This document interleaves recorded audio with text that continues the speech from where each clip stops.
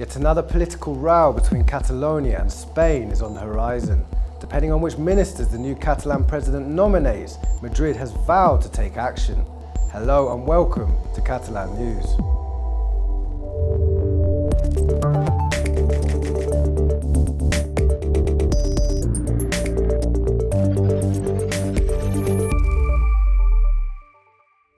The Spanish government will not sit back and do nothing if President Quim Torra tries to reinstate the deposed Catalan ministers in jail or abroad.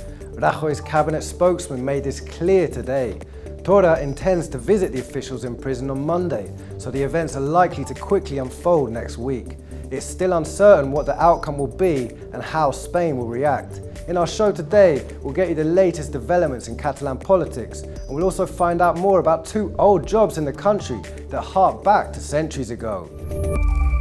Dialogue, but within a Spanish legal framework. This is Spain's stance after the Catalan president's offer of dialogue without conditions earlier this week.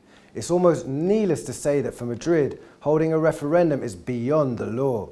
Yet the Spanish cabinet spokesman said today that a meeting between Rajoy and Torra won't take place until a new Catalan executive is formed. Something which might be a reason for yet another clash between both administrations in the coming days.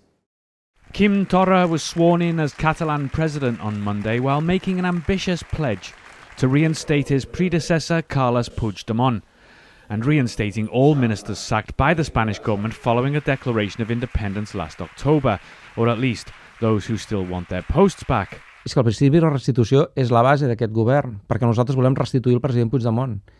Per tant, des d'aquest punt de vista, aquesta és una decisió que està oberta, dependrà evidentment de cada una de les persones. With some ministers in prison and others seeking refuge abroad, Torra might find it hard to deliver on his promise. What's more, the Spanish government warned him that appointing his ministers might not ultimately depend on him. La posesión podrá tomar posesión si efectivamente el juez, en la hipótesis de que fuera una persona que está en estos momentos en prisión preventiva, si el juez la autorizara a salir. Torra will go to Madrid on Monday to visit the deposed ministers in jail. Josep Rull and Jordi Turull, in prison since March, would be willing to have their posts back. So would Toni Comín in Belgium. But even if they can retake their posts, the courts could soon bar them from office as the case against pro-independence leaders moves forward. Por recuperar la legitimidad institucional. Yet the Spanish government could also take more direct action, for instance, imposing direct rule on Catalonia again. While direct rule is still in place, it will automatically end with the formation of a new Catalan government. Last October, the measure was seen as a nuclear option, a last resort against an unprecedented political challenge. That's no longer the case. For the main parties in Spain, the discussion has gone from whether to use it or not to how exactly it should be used next time the pro-independence parties cross a red line. And while direct rule isn't lifted, the unique situation in the Catalan administration continues. Today, a report was released summarising the main effects of this situation.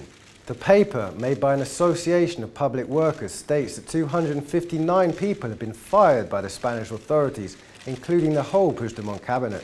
According to them, 24 public bodies have been closed down, such as all the Catalan delegations abroad but one, and also the Diplocat Public Diplomacy Council. Some 70 legislative institutions have been put on hold, such as a bill regulating the work-life balance.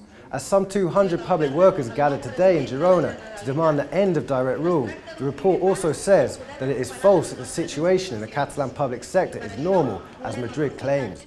These public workers in fact say the opposite. The administration has never worked so badly. Moving on, the fourth airport of Catalonia, Lleida-Alguaire, in the west of the country, has good perspectives for this year. 32,000 passengers are expected to use it this year, local officials said after a meeting today.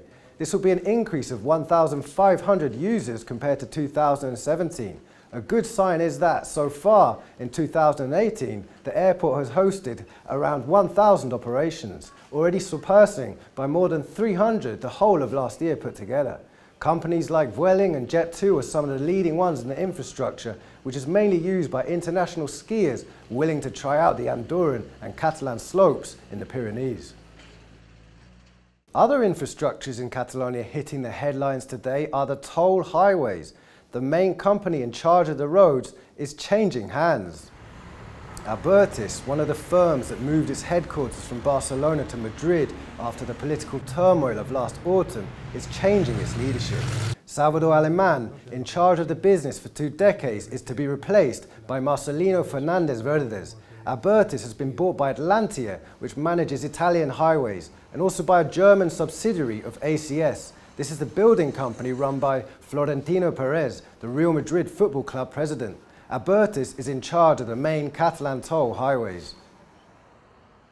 There are some professions that hark back to a long time ago when they began. For example, blacksmithing and metalworking. Still, the embers of this trade are far from dying out, and a Catalan gathering in the Catalan Pyrenees proves this to be the case. Do you like fire, working with your hands, or just watching how things are made? There's a festival high in the Catalan Pyrenees that you might want to see for yourself. The International Metalworkers Meeting in Alpens. This 14th edition will bring together 140 artists from around the world, starting today until Sunday, to promote this ancient craft and its wares.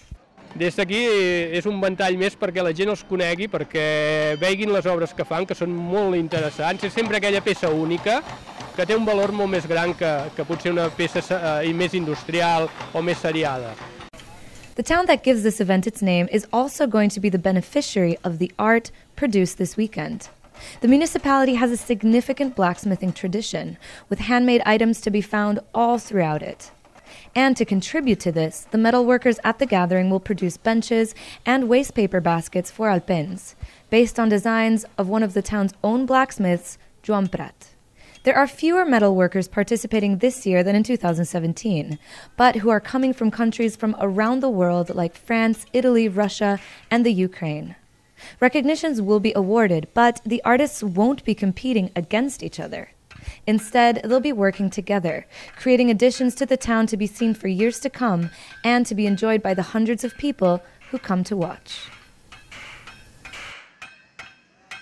Still talking about old, even ancient jobs, dairy farms in Catalonia have been dramatically decreasing over the past decade. In 2008, there were 820 livestock farms producing milk, while this figure is now barely 500. A sector union even claims that the number of active dairy farms is now between 400 and 450. But what are the reasons of this decrease? A general drop in consumption, ambiguous or lack of labelling, and, above all, the price of milk. Farmers say that the prices they are getting now are the same as 30 years ago, and they claim that each litre of milk costs 36 cents, while they are being paid around 30 cents per litre to produce it.